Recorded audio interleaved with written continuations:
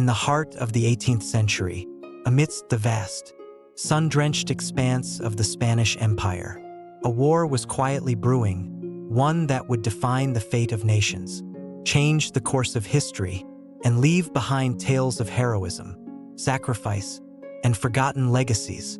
This story begins in the colonial city of Cartagena de Indias, nestled on the northern coast of what is now Colombia, a city that stood as a jewel in the Spanish Empire's crown. Its port vital for trade and its fortresses essential for defense against the rising tides of European imperialism. As the Spanish Empire stretched across the Americas, it faced constant threats from the British, the French, and other European powers who sought to carve out their own dominions in the New World. But it was the British that posed the most formidable challenge. In 1741, an ambitious British admiral, Edward Vernon, launched a daring siege against Cartagena de Indias, hoping to seize the city and, with it, the riches that flowed through its bustling port.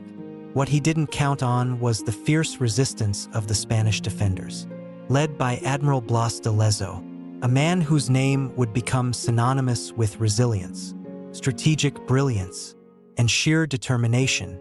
While Blas de Lezo's victory in this battle is often remembered as a turning point in the struggle for control over the Caribbean, the story of Cartagena de Indias and its defenders is far more intricate than the clash of armies. At its heart is a woman whose role in the drama has often been overlooked by history. Her name was Josefa Pacheco, a woman whose life, like many of her time, was shaped by the shifting tides of war, colonialism, and love.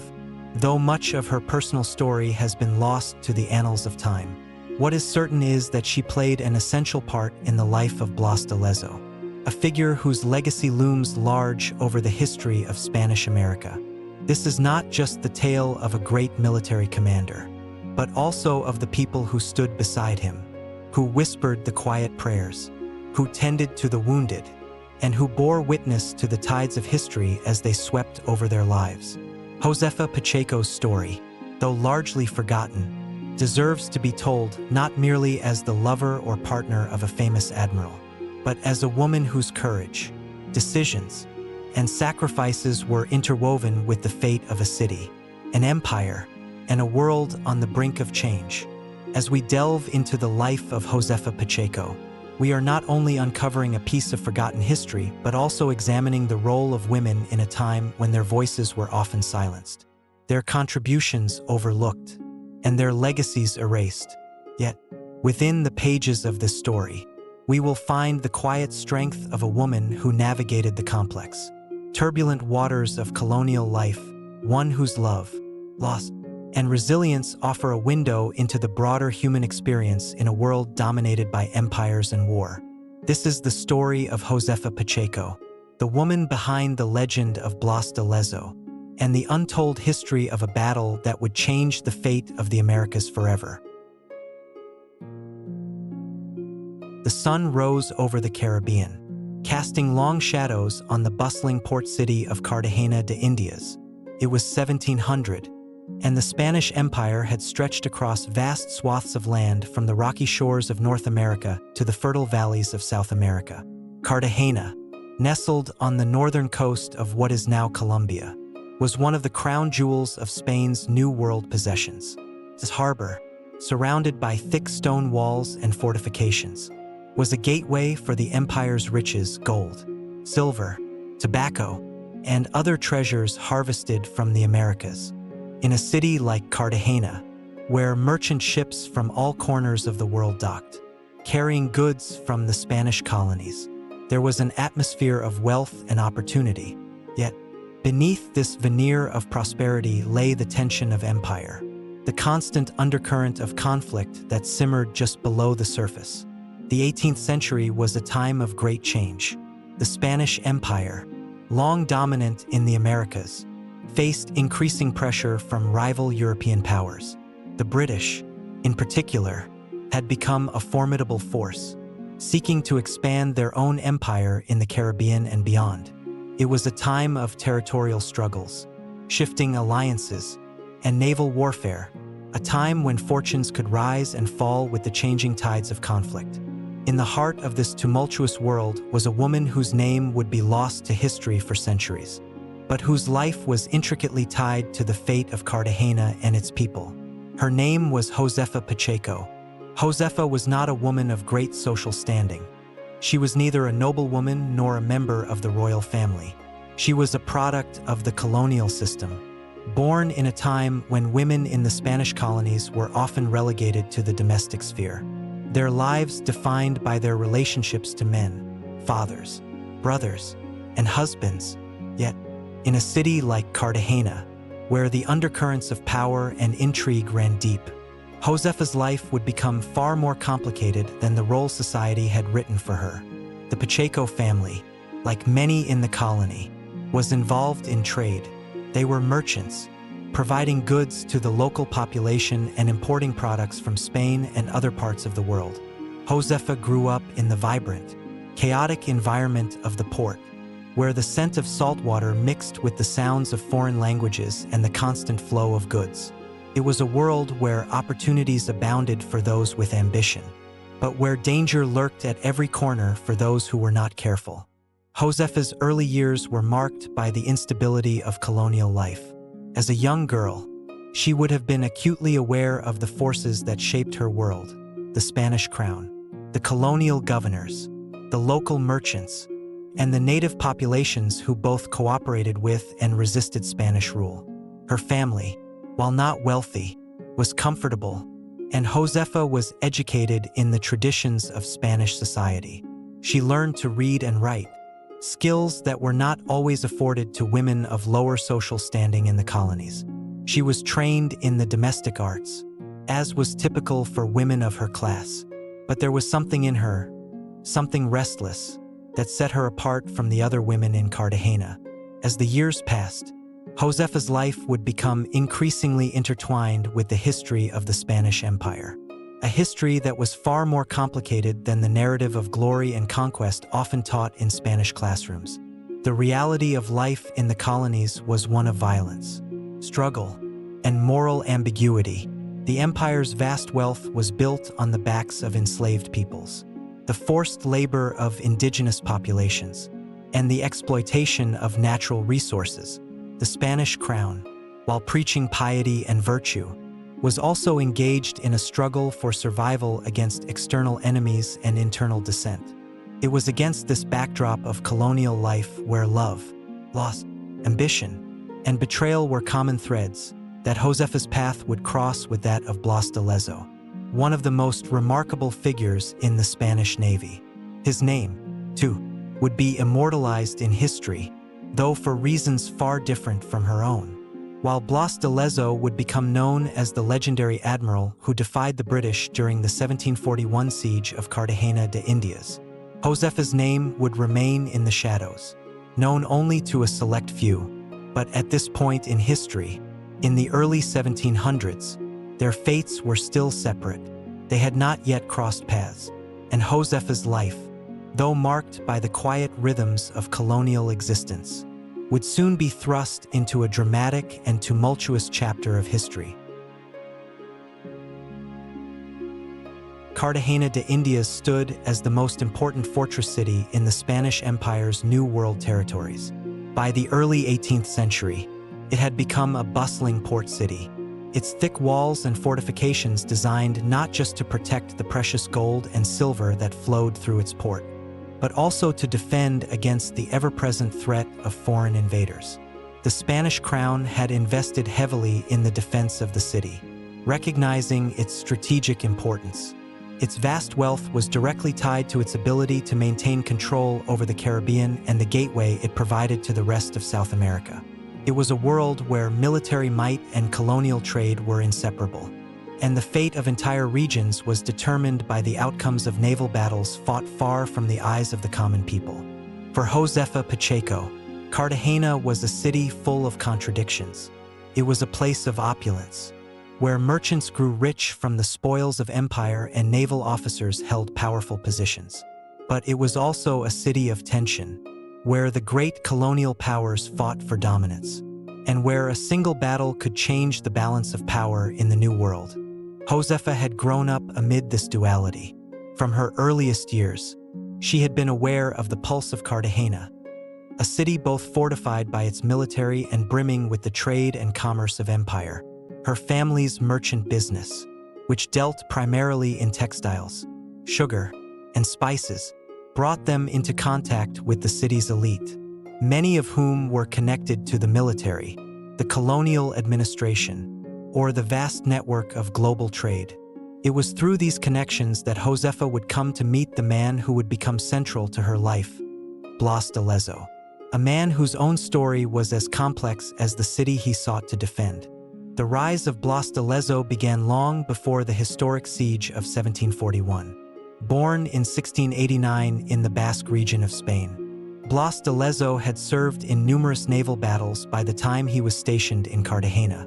Known for his remarkable bravery, he had fought in many of Spain's most important campaigns, earning the respect of his peers and the admiration of his superiors. But it was the personal sacrifices he had made in battle, losing a leg, an eye, and an arm that would earn him his famous nickname, El Medio Hombre, the half-man. His physical wounds were visible reminders of the price of loyalty and courage in an empire where men like him were expected to pay any cost in service to the crown. Blas de Lezo's appointment to Cartagena was not without reason.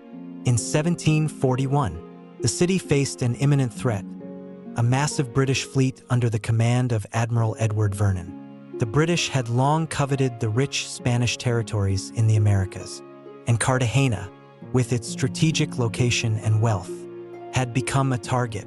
The Spanish government knew that if the British succeeded in capturing Cartagena, it would not only be a blow to the empire's pride, but also a serious threat to its dominance in the Caribbean and South America. Lezo, despite his injuries, was dispatched to the city to oversee its defense. By the time he arrived, the British had already gathered a formidable force. More than 180 ships, 27,000 men, and heavy artillery were brought together to besiege the city. The odds were overwhelming, but Lezo, with his deep knowledge of naval warfare and his fierce determination, was undeterred. He had one goal: to protect the city and its people, no matter the cost. But before this epic battle would unfold, Josefa Pacheco would have her own role to play in the shadow of history. Though she was not a warrior, nor did she command any soldiers, Josefa's life was intrinsically tied to the fate of Cartagena. As the daughter of a merchant family, she was well-versed in the trade networks that supplied the city's economy. She had access to people in power: governors, military officers, and merchants, each of whom had their own stake in the city's survival. Her connections were not just social. They were critical to the city's continued prosperity and, in many ways, this very survival. Josefa's role in Cartagena was subtle, yet essential. Women in the colonies, especially those of modest means, rarely took up arms, but their influence in the domestic sphere, in the management of resources, and in the shaping of public opinion was significant. Josefa knew the importance of logistics, supply chains, food provisions, and medicine. She understood the ebb and flow of trade, how every barrel of supplies, every shipment of food, and every cannonball played a part in the defense of the city.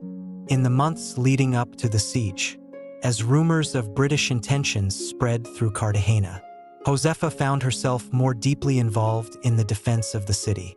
Though she was not directly participating in military strategy, she began to use her influence to rally the community.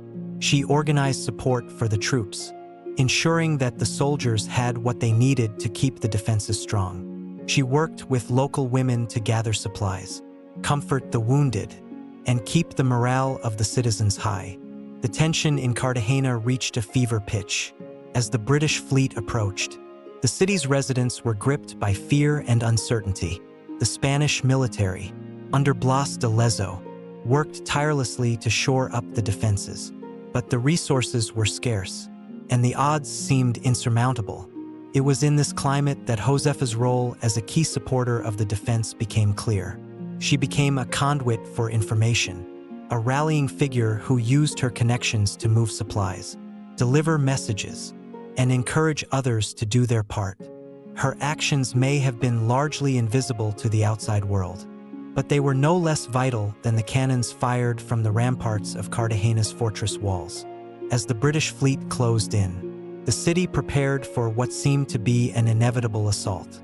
The Spanish forces were greatly outnumbered, and many feared the worst. Yet, it was in the face of such overwhelming odds that the spirit of resistance would emerge, not just in the soldiers on the front lines, but in the hearts and minds of the people, including women like Josefa, whose contributions to the defense were quietly reshaping the city's history. The stage was set for the greatest battle Cartagena had ever faced. On one side, the might of the British Empire, led by a man who sought to claim glory and riches. On the other, a small group of defenders, led by Blas de Lezo, a man whose name would become synonymous with resilience, and the people of Cartagena, among whom was Josefa Pacheco, a woman who would soon play a far greater role in the defense of her city than history would ever fully recognize. The sun beat down relentlessly on Cartagena, casting an oppressive heat over the bustling port city. The streets, typically alive with the daily rhythm of trade and commerce, now felt different. The air was thick with the tension of an impending storm, one of both physical and political proportions. The British fleet had been spotted on the horizon, and the city's defenders, under the command of Blas de Lezo, were already preparing for a battle that would decide the fate of the entire Spanish Caribbean. Josefa Pacheco felt the weight of these days more acutely than most. Her role had shifted. What had once been a life centered on family, trade, and the typical concerns of colonial society had now become intertwined with the larger struggle for survival. The city had descended into a state of readiness, its citizens, merchants, and soldiers all working in concert to shore up Cartagena's defenses. But for Josefa, there was more at stake than just the survival of the city. There was her own growing connection to the man who would lead the defense, Blas de Lezo. Though Josefa's interactions with Blas were still few, their fates had already begun to intertwine in subtle ways. As a woman of influence in Cartagena, Josefa had found herself in a position where she was frequently in contact with military officers, local officials, and members of the city's elite. Blas de Lezo, now tasked with defending the city, was a figure of both awe and respect. The stories of his courage, of the man who had lost a leg, an eye, and an arm in previous battles had already reached her ears, and she could not help but be captivated by both his heroism and his stoic demeanor. His reputation as a skilled tactician and indomitable leader preceded him. But it was something else that piqued her curiosity: the stories of his personal sacrifice, his single-minded commitment to Spain and its empire, and his quiet yet undeniable authority. Their first meeting, though brief, was charged with a sense of destiny. It happened at the local council meeting, where city leaders and military officers had gathered to discuss the impending siege.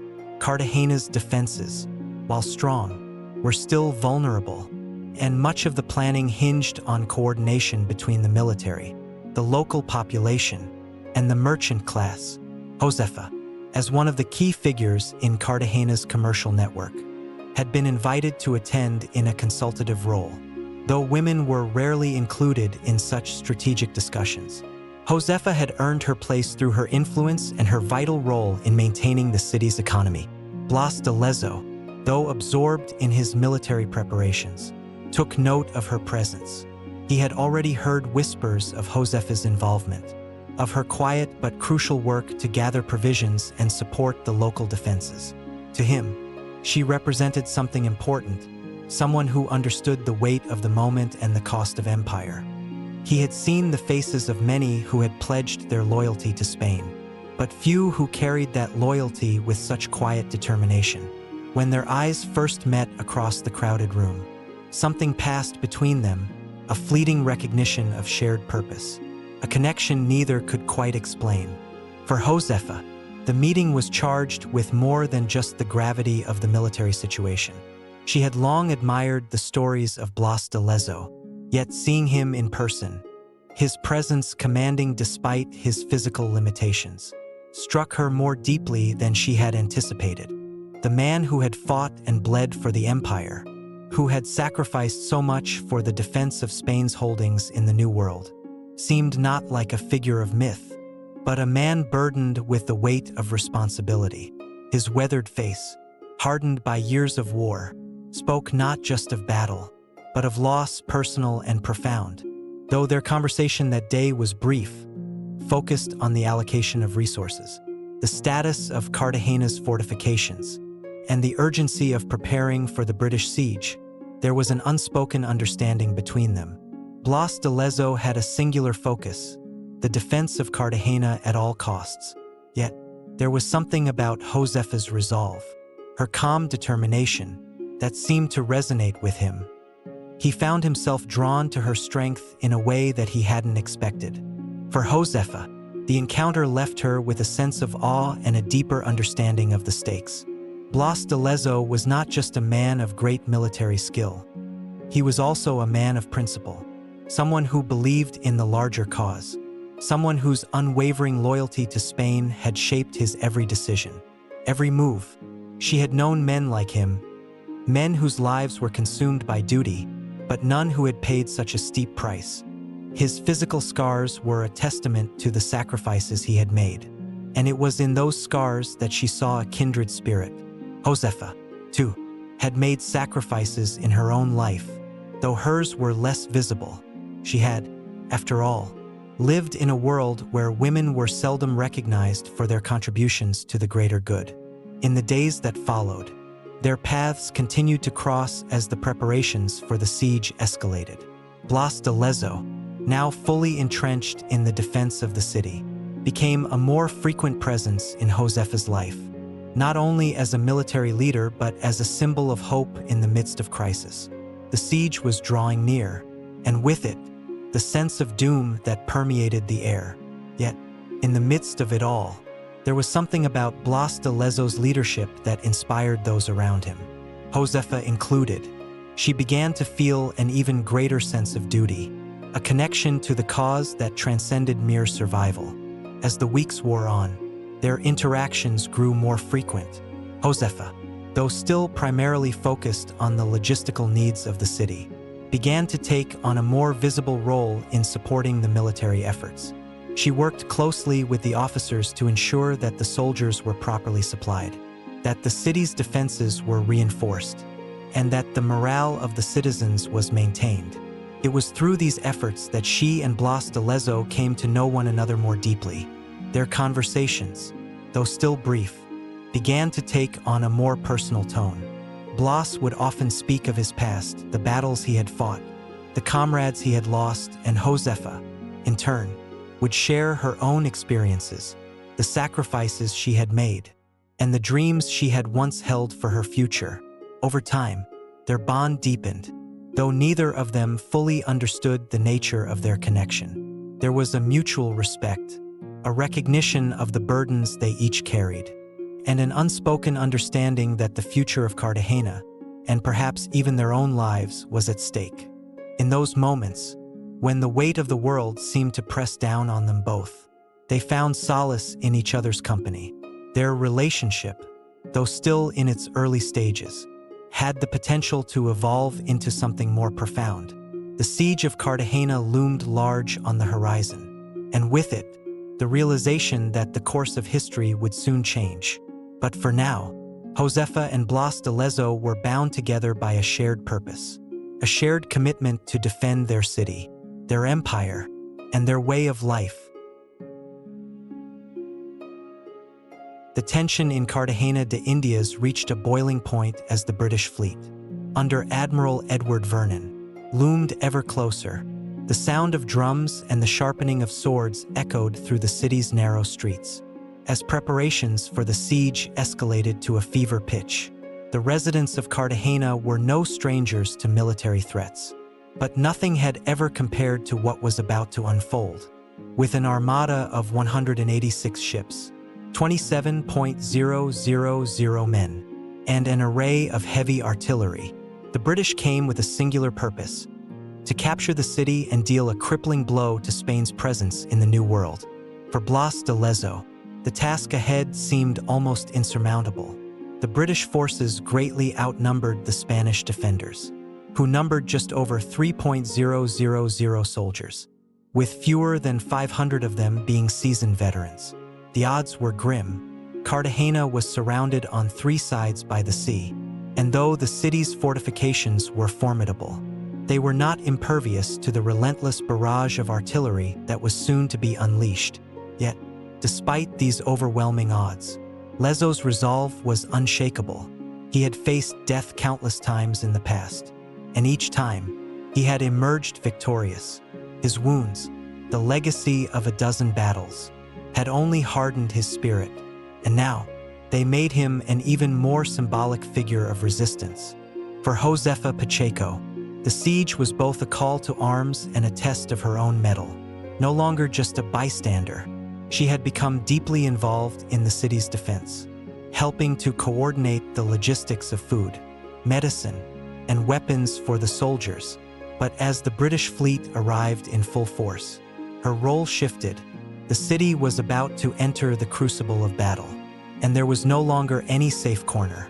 Everyone, man or woman, soldier or merchant, would be called upon to stand firm. Though Josefa was not a warrior, her contribution was vital. She was an unofficial leader, a symbol of resilience for the civilians who, too, were facing the threat of destruction. With her husband away on business and her family scattered, she found herself at the forefront of a community effort to ensure the welfare of the defenders. She worked tirelessly to organize aid for the wounded, help with evacuations, and deliver critical supplies to the fortifications. Her courage under pressure did not go unnoticed, even by Blas de Lezo, whose admiration for her only deepened as the days of siege wore on. The British attack began on the morning of March 13th, 1741, with a full-scale bombardment of the city's defenses.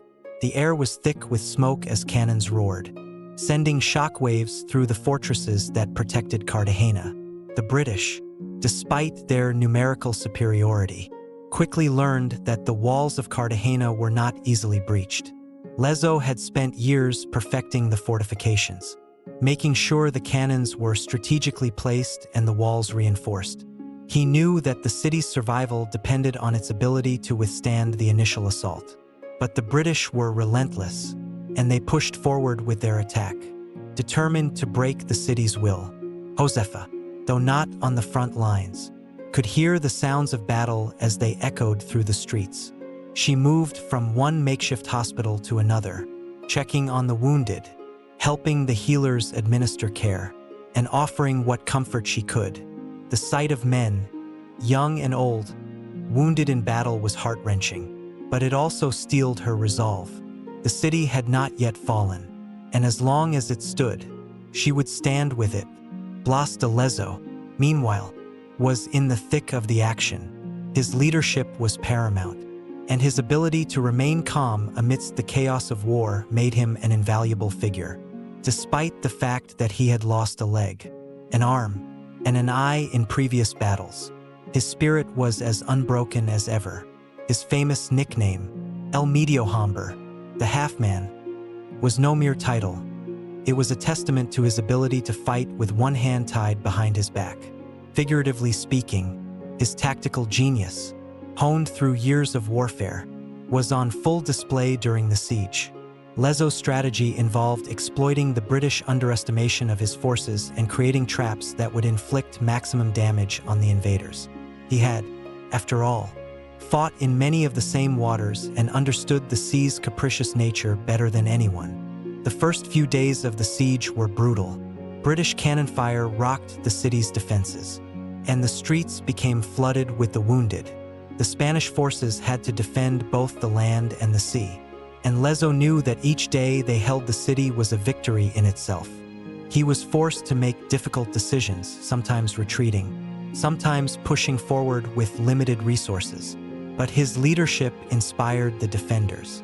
Against all odds, Cartagena held strong. Josefa, who had once been a mere spectator to the city's political and military machinations, now found herself directly involved in the defense effort. She moved among the defenders, delivering food and medical supplies, and even helped transport ammunition to key positions. With her sharp mind and unshakable determination, Josefa became an integral part of the inner workings of the city's defense. She became a trusted ally of Lezo's, her influence growing in ways she had never imagined. Blas de Lezo, although a man of action, recognized her value. Her ability to manage the logistical side of the siege was indispensable. The defenders needed supplies, and Josefa ensured that they had what they needed. By the end of the second week of the siege, the British had not broken through. The Spanish defenders were exhausted, but their resolve had only hardened. They had repelled multiple British assaults, and with each victory, their morale grew. But the siege was far from over. The British, despite their losses, had not given up. Vernon's forces began to increase the pressure. Hoping to starve the city into submission, they laid siege not just to the walls but to the very spirit of Cartagena. For weeks, the British bombardment continued, destroying homes, flattening streets, and causing unimaginable devastation. For Josefa, the emotional toll of the siege was immense. As she moved among the soldiers and civilians, watching the destruction unfold, she saw the cost of war in its most raw form. Young men, some of them no older than her own brothers, lay dying in the streets, their futures snuffed out by the cruelty of battle. The faces of the wounded were etched with pain and fear, but they also held something else, something Josefa recognized in their eyes. It was defiance. They would not give up. They would fight to the last breath. Blas de Lezo, too, saw the cost of war, but his focus never wavered. He knew that his men needed a victory to keep their spirits high. The city's survival depended on it. He also knew that the British had underestimated the city's defenses. Each day they held, they grew stronger. In the midst of the chaos, Josefa's role became more apparent to him. She had proven herself time and time again, not only as a logistical organizer but as a pillar of strength for the people of Cartagena. Her unyielding spirit matched his own, and as the days of the siege wore on, their bond deepened, though they had yet to speak of their feelings for one another. There was an unspoken understanding that neither could afford to entertain any distractions. The fate of Cartagena, and perhaps of the Spanish Empire in the Americas, depended on their combined resolve. Together, they would face whatever came next. The siege was far from over, but the people of Cartagena were beginning to believe that victory, impossible as it seemed, might just be within their grasp. The days bled into weeks, and Cartagena de Indias stood resilient, battered but unyielding. The city, once a vibrant hub of trade and culture, was now a shadow of its former self.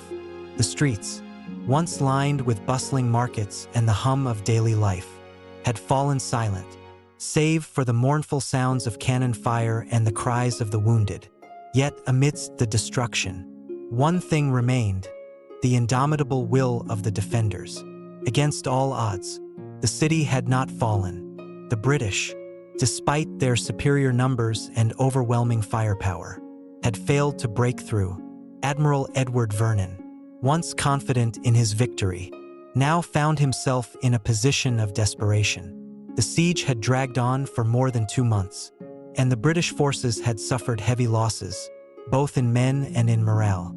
Supplies were running low, and the prospect of a prolonged campaign seemed untenable. For Vernon, the defeat was imminent. The British fleet, battered and broken, was forced to retreat. On May 20th, 1741, the British finally abandoned the siege. It was a crushing blow to their hopes of dominating the Caribbean, and a stunning victory for Blas de Lezo and the defenders of Cartagena. The city had held, and the Spanish Empire had secured its foothold in the Americas. Blas de Lezo, though gravely wounded and physically diminished, emerged as the hero of the hour. His reputation as a brilliant strategist, a man of unparalleled resilience, and a leader who had defied the impossible was cemented in history. But for Josefa Pacheco, the victory came at a great cost, one that would leave its mark on her for the rest of her life. As the British forces retreated, the full scale of the destruction became clear. The walls of Cartagena were pockmarked with cannon fire. The streets were strewn with debris, and the once thriving harbor lay in ruin. The city had been saved, but it had also been scarred. The human toll of the battle was immense.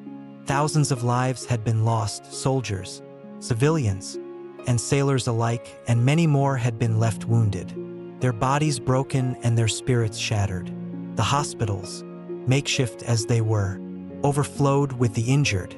Josefa, though physically exhausted, continued to work tirelessly, tending to the wounded, helping to organize aid, and offering comfort to the survivors.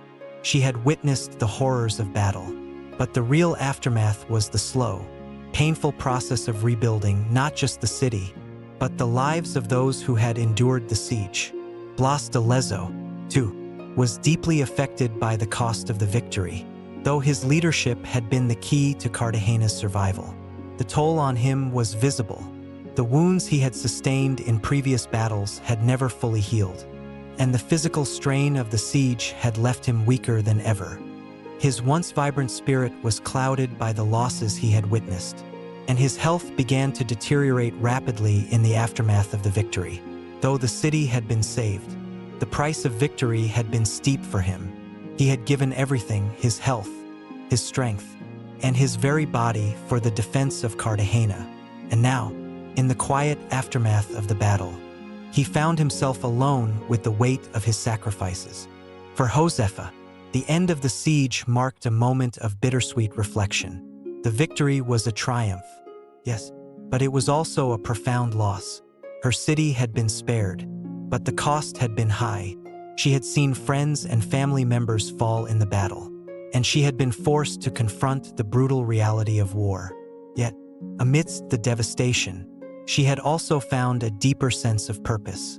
Her involvement in the defense had not only been a matter of survival, it had been a personal journey, one that had tested her strength, her resolve, and her sense of identity. As the days passed and the British fleet sailed away, the people of Cartagena began to rebuild. The men and women who had fought and suffered during the siege slowly returned to their normal lives, though none of them would ever forget the horrors they had faced. The memory of the siege lived on in the scars of the city and in the hearts of its people. But for Josefa, the rebuilding process was not just about reconstructing the physical city, it was about restoring her own sense of self. She had been a woman caught between the traditional expectations of her time and the demands of a war-torn world. Through her actions during the siege, she had proven herself capable of far more than anyone had expected of her. She had stepped into a role of leadership, of resilience, and of sacrifice. But now, with the battle won and the city saved, she was left to grapple with the toll it had taken on her own spirit. Blas de Lezo's role in the aftermath was one of quiet reflection. His health continued to worsen, and though the city had been saved, he knew that he could not continue on as he once had. He had been to war too many times, had sacrificed too much of his body and soul. As the hero of Cartagena, he would never be forgotten, but the legacy of the siege weighed heavily on him. He had fought for the glory of the Spanish Empire, but now, at the end of it all, he found himself alone with his thoughts. The cheers of victory were distant, the celebrations hollow, and the cost of his service weighed heavily on his shoulders. For Josefa, the years that followed the siege were marked by a sense of quiet mourning. Though Cartagena had been saved, her life would never return to what it had been. Her experiences during the siege had irrevocably changed her. She had seen the worst of humanity, the brutality of war, the devastation it caused, but she had also witnessed the best of it: the courage, the sacrifice, and the resilience of the human spirit. In the years that followed, she would find herself more deeply involved in the reconstruction of Cartagena, working to rebuild the city and its people. But the victories of war were not the only victories she would seek in the years ahead. The true battle for Josefa was the fight to reconcile the woman she had become with the world she had left behind. As for Blas de Lezo, his legacy as a hero would endure, though he would never fully recover from the physical toll of the siege. His name would be etched in the history of Spain and the Americas. The man who had defended Cartagena, the man who had fought through pain and loss, would forever be remembered as one of the greatest military minds of his time. But the victory came at a great cost, a cost that neither he nor Josefa could escape. In the quiet aftermath of the battle, as Cartagena began to heal, one thing became clear: the price of victory was always higher than it seemed. The victory at Cartagena de Indias was not just a military one. It was a triumph of the human spirit, of resilience, and of sacrifice. But for those who had lived through it, it was also a reminder that war, while won, always left scars on the body, the mind, and the heart. The dust of war had settled, and Cartagena began its slow process of rebuilding. The once bustling port city, though scarred by the destruction of the siege, had held its ground against the British. For the men who fought in the siege, the victory was a triumph, their place in history secured. For Blas de Lezo, now a hero, his name would forever be linked to the defense of the city.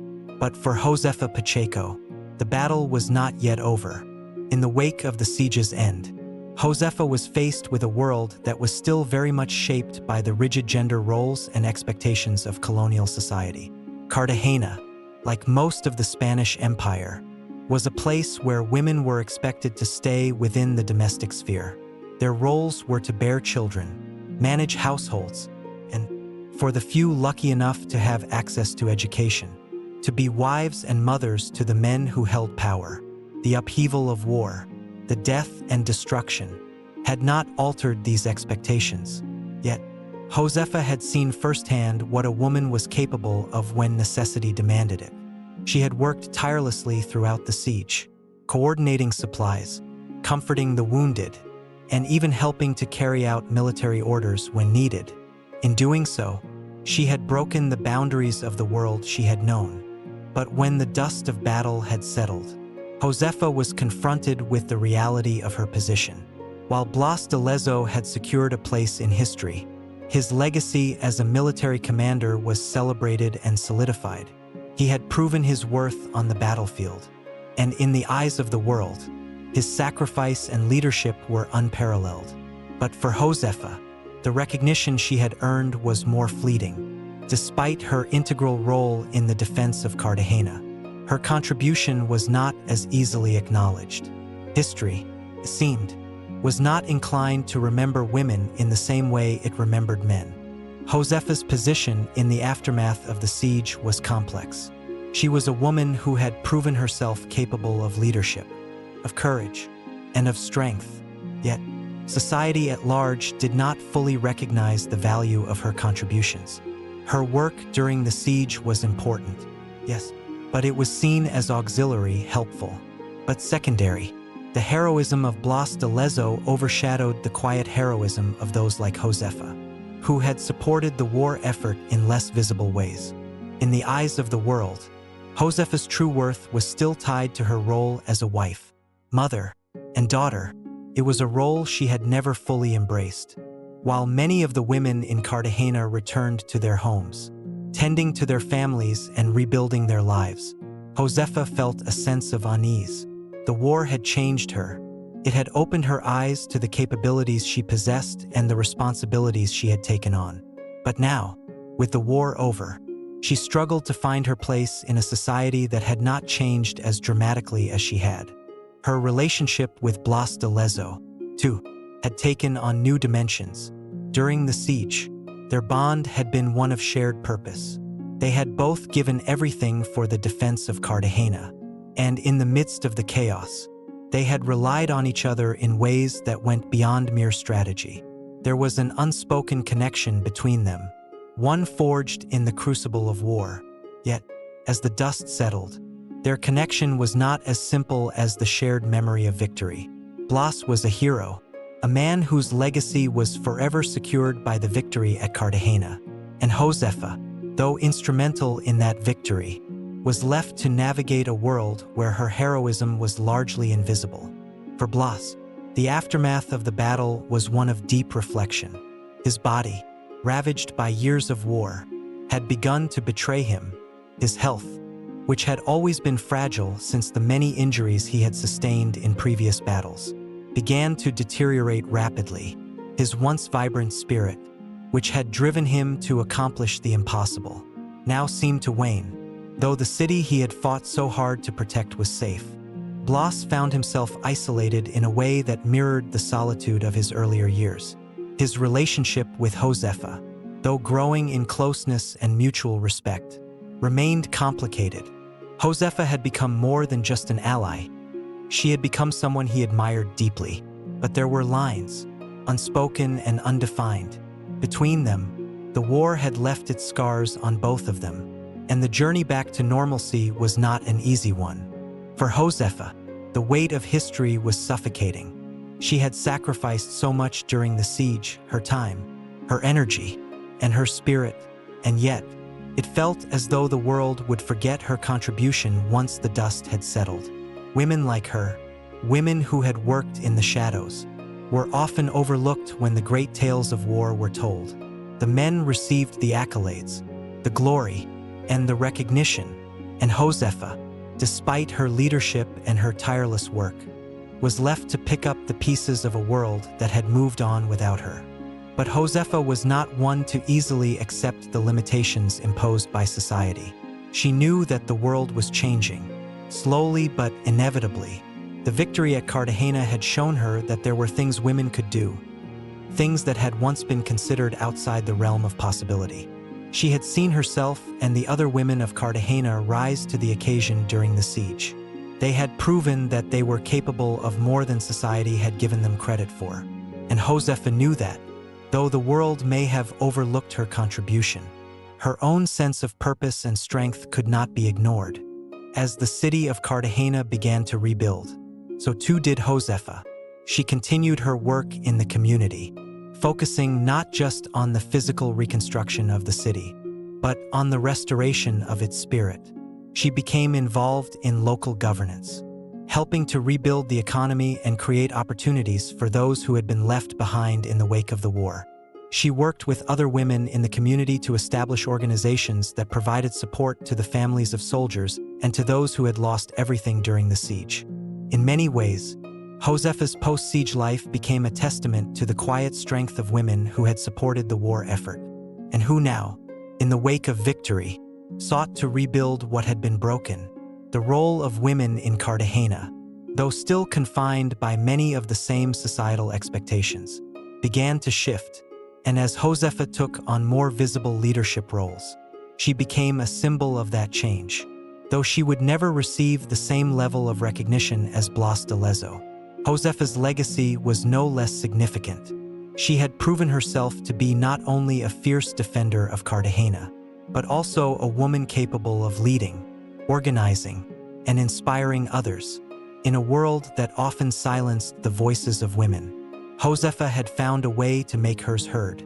For Blas de Lezo, the road ahead was less clear. His health, ravaged by the wounds of war, continued to decline. He had given everything for the defense of the city, but at what cost? His legacy would live on, but for him, the personal toll was heavy. The victory at Cartagena, though monumental, had come at a price, and he could not escape the physical and emotional aftermath of those sacrifices. As for Josefa, the battle had not ended with the retreat of the British. The war may have been over, but her fight for recognition, for a place in a changing world, had just begun. She had seen the potential within herself, and though the world may not have fully understood her contributions, she knew her worth, and as Cartagena rebuilt, so too would Josefa, carving out her own legacy in a world that was slowly but surely changing. The years after the victory at Cartagena de Indias were marked by a sense of profound quiet. The roar of cannons, the cries of battle, and the clamor of soldiers had faded, leaving only the ghosts of war behind. The city, once torn apart by the fury of the British siege, was now engaged in the arduous task of rebuilding. But while the physical restoration of Cartagena continued, a different kind of restoration was taking place, the kind of restoration that could not be measured in bricks and mortar, but in the hearts and minds of the people who had survived the battle. Blas de Lezo had saved the city, but the war had taken a toll on him far beyond what anyone could have anticipated. Blas de Lezo, now in his early 50s, was a shadow of the man who had once commanded the Spanish Navy with such unparalleled expertise. His body, ravaged by the wounds he had suffered in battle, had begun to betray him. He had lost a leg, an arm, and an eye, each injury a testament to his sacrifice. Yet it was not only the physical scars that burdened him. It was the emotional and mental weight of the years spent in war, the years spent giving everything for the empire and the city of Cartagena. His victories in battle, particularly the heroic defense of Cartagena, had ensured his place in history, but they had come at a personal cost that few could fully understand. For Blas, the toll of these sacrifices was becoming impossible to ignore. The once proud admiral who had defied the British, who had turned the tide of empire with sheer determination, was now isolated. The public celebrated his victory, but behind the hero's facade, Blas was a man who had given up more than he had to offer. His health began to deteriorate rapidly after the siege. The wounds he had suffered in previous campaigns, particularly the injuries inflicted during the defense of Cartagena, had left him physically broken. His leg, which had been amputated years before, had never healed properly. The strain of leading the defense while also dealing with such crippling pain had taken its toll on his body. His remaining eye was often clouded by the lasting effects of his old injuries, and his once powerful frame had withered under the weight of the battles he had fought. Blas's health problems were compounded by the growing loneliness he felt. His relationships had always been complicated. His devotion to his military career had left little room for personal connections, and his focus on defending Spain's interests in the Americas had led him to sacrifice not only his health but also his emotional well-being. Though Josefa had stood by him through the siege, offering not only logistical support but also emotional strength, their connection had remained fraught with unspoken tensions. In the aftermath of the battle, Blas found himself withdrawn, a man haunted by both his physical condition and the deep sense of responsibility he carried. Josefa, meanwhile, had become a more visible figure in the community. Her role in the defense of Cartagena had left a lasting impression on the people, and in the years following the victory, she continued to serve as a leader in the reconstruction of the city. She worked tirelessly to help rebuild homes, restore trade, and ensure that the citizens of Cartagena had what they needed to recover from the devastation. Her tireless work had earned her the respect of those around her, yet her relationship with Blas continued to remain an unspoken, complicated part of her life. Though she had played a pivotal role in the defense of Cartagena, Josefa found herself once again caught in a world that had not changed as much as she had. Women, despite the courage they had shown during the siege, were still expected to occupy traditional roles, and Josefa's work was often overshadowed by the broader narrative of Blas de Lezo's heroism. Still, Josefa found solace in her contributions, and the respect she had earned in Cartagena gave her the strength to continue pushing forward. Her influence was not confined to the domestic sphere but extended into the larger political and economic life of the city. Blas, for all his fame and glory, could not escape the solitude that had begun to creep into his life. The great victory at Cartagena, which had brought him recognition throughout the Spanish Empire, had not shielded him from the inevitable decay of time. His once sharp mind had begun to dull, clouded by the physical toll of his body and the emotional weight of his years of service. The world he had fought to protect, the empire he had sworn to serve, seemed distant to him now. His body, ravaged by battle and by time, was a constant reminder of the sacrifices he had made and of the life he would never fully regain. In the midst of this, his connection to Josefa deepened. though their relationship remained difficult. She had been his pillar during the siege, providing him with support, both logistical and emotional, when it was most needed. But Blas, despite his admiration and respect for her, could not escape the burden of his own inner turmoil. He had spent so many years fighting for the empire, for Spain, that he had neglected the relationships that mattered most, those of the heart. Now, as his health faltered and his legacy began to take shape in the annals of history, Blas found himself facing the reality that the victories he had won could never truly bring him peace. In the years following the siege, the Spanish Empire slowly began to shift. The power of the British and other European nations continued to grow, and Spain's grip on the New World began to weaken. The world Blas had fought so tirelessly to protect was no longer the same.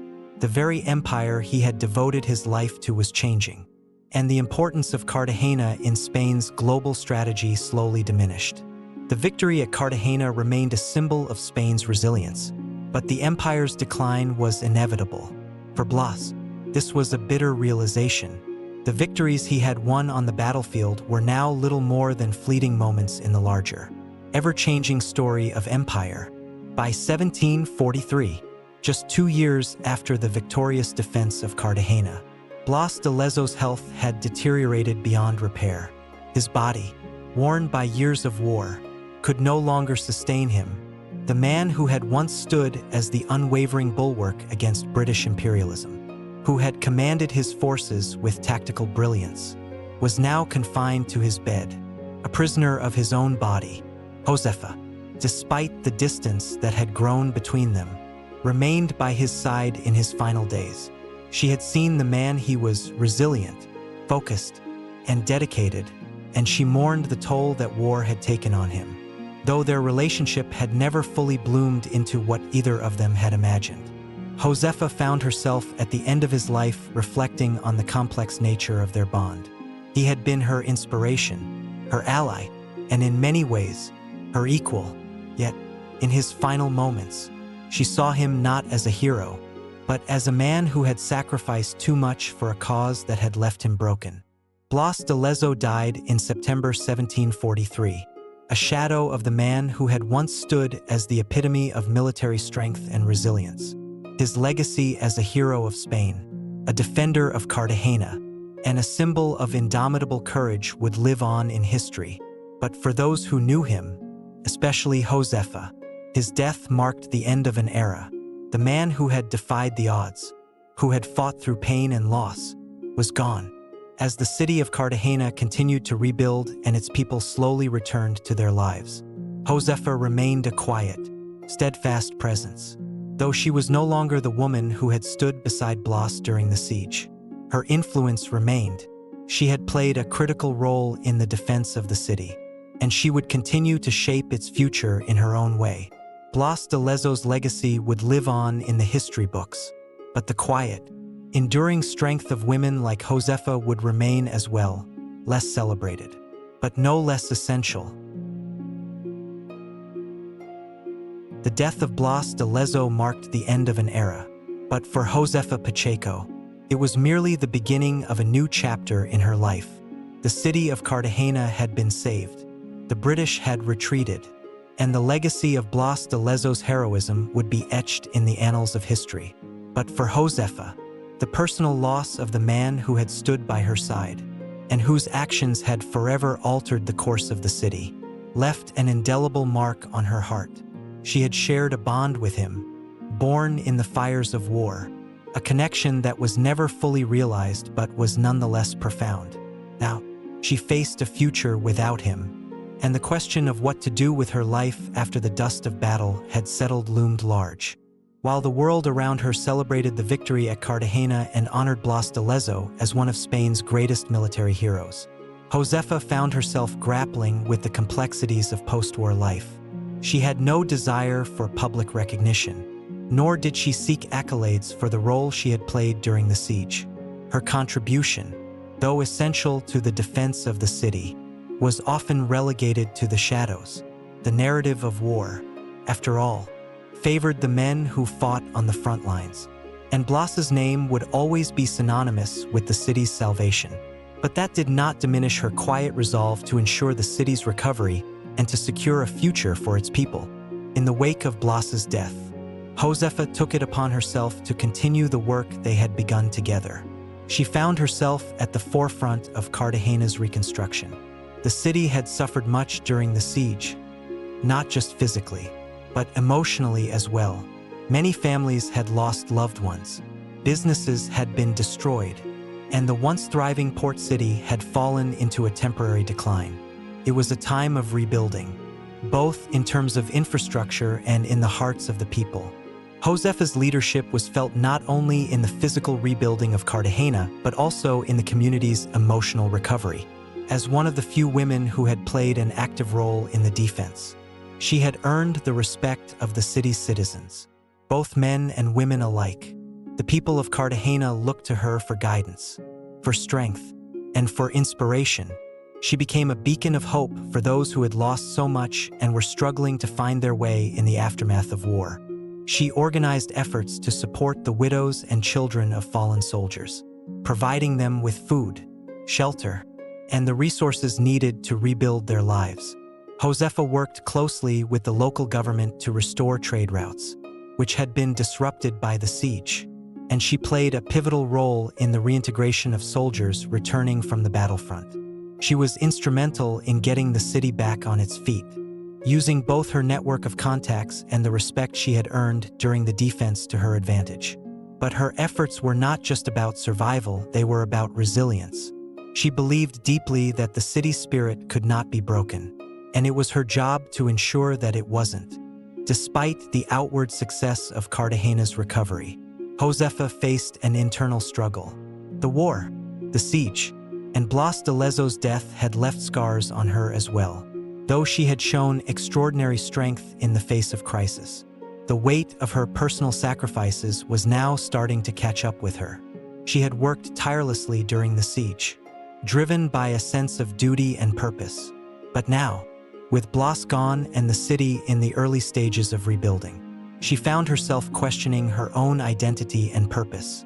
Josefa had always been a woman who lived on the periphery of the traditional roles assigned to women. During the siege, she had stepped forward as a leader, as a person of action in a world that often relegated women to the sidelines. But now, in the aftermath of war, she struggled to reconcile her sense of self with the expectations of society. The world around her, while acknowledging her contributions, still demanded that she return to the role of wife and mother.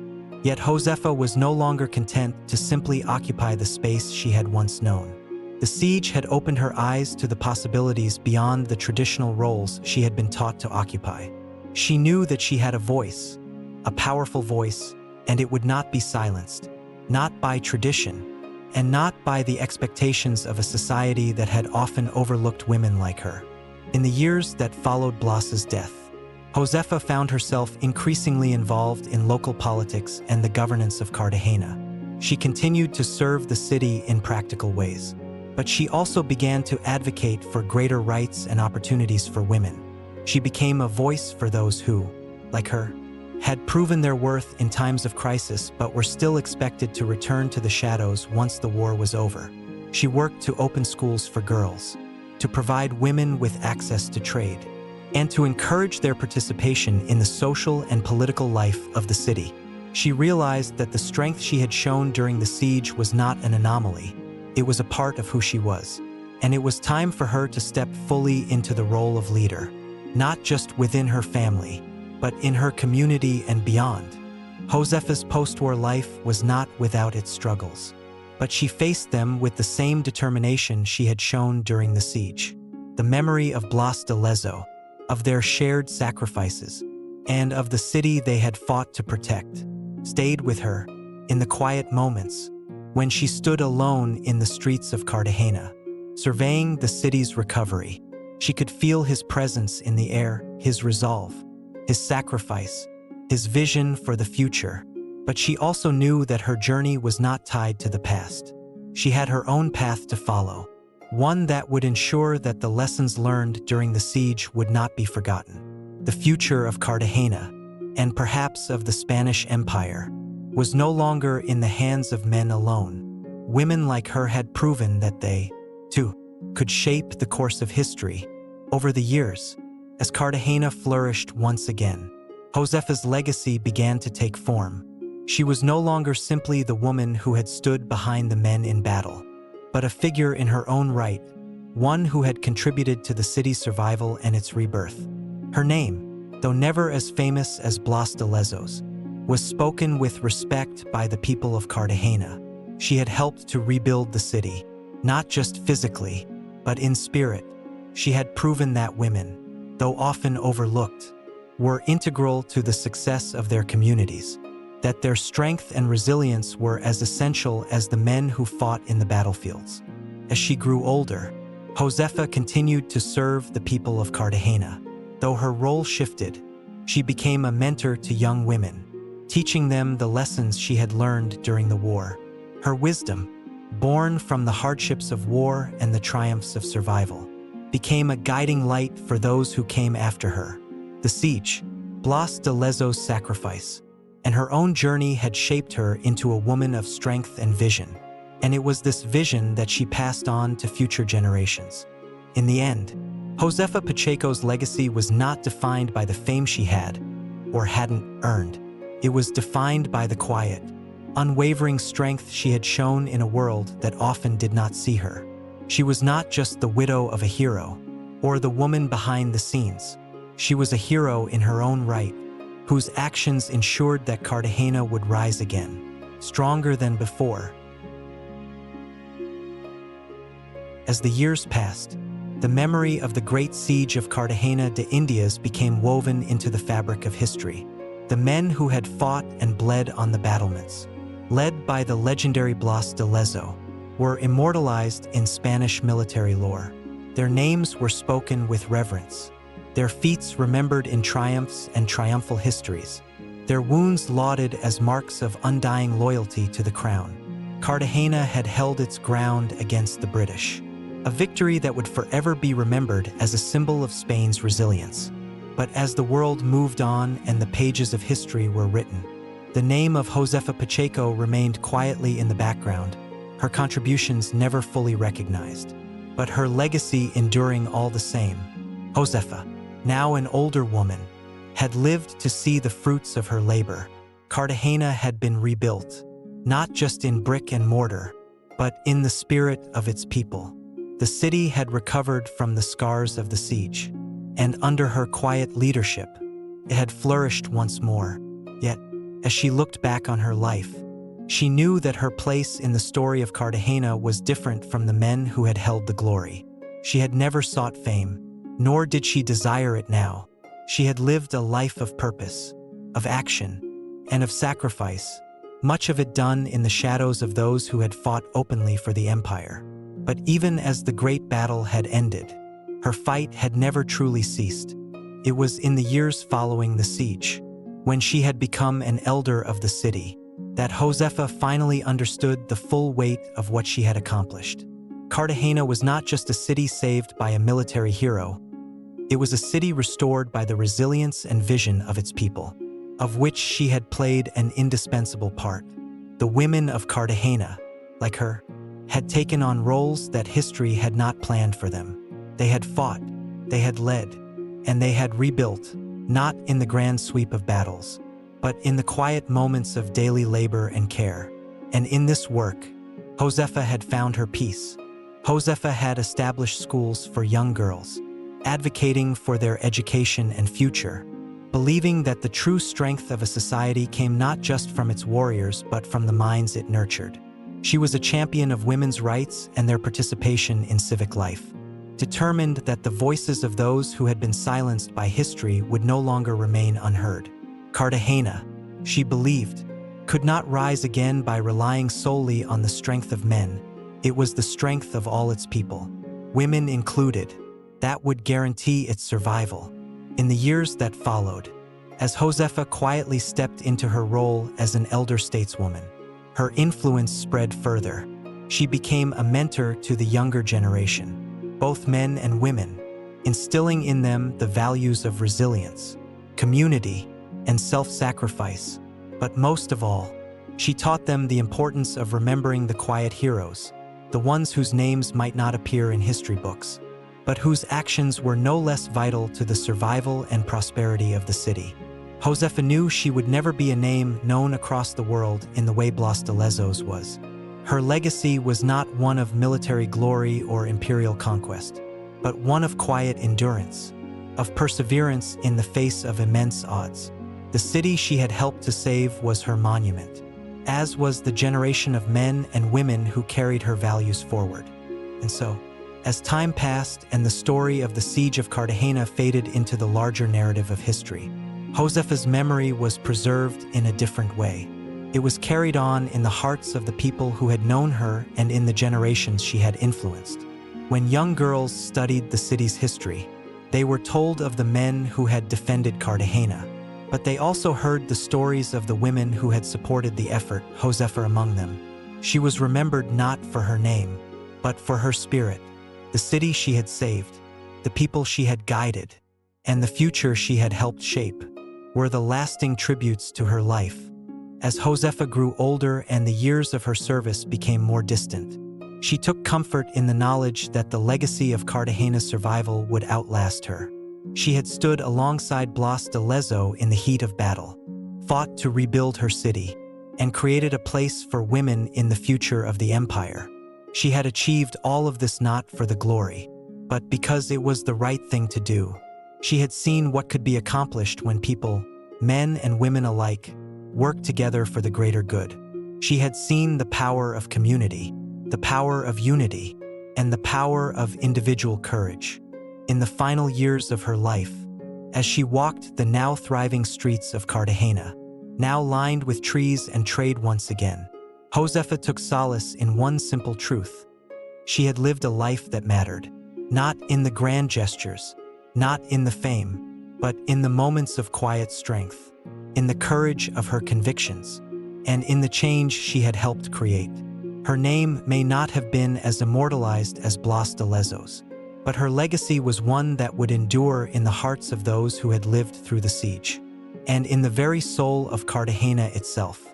And as the sun set on another day in Cartagena, Josefa Pacheco's memory lived on, not in the history books, but in the life of the city she had saved and shaped, a city that would never forget her quiet heroism. The story of Josefa Pacheco, though not widely remembered, is a story that speaks to the silent contributions of women in history, whose actions often go unnoticed yet are no less essential to the shaping of the world. Josefa's life is a testament to resilience, leadership, and the power of community. In a world dominated by empire and war, she proved that history, though written in the blood of soldiers, is also shaped by the quiet, persistent courage of those who work behind the scenes to rebuild, heal, and inspire. Her legacy, though subtle, was as vital to Cartagena's survival as any battle fought on the front lines.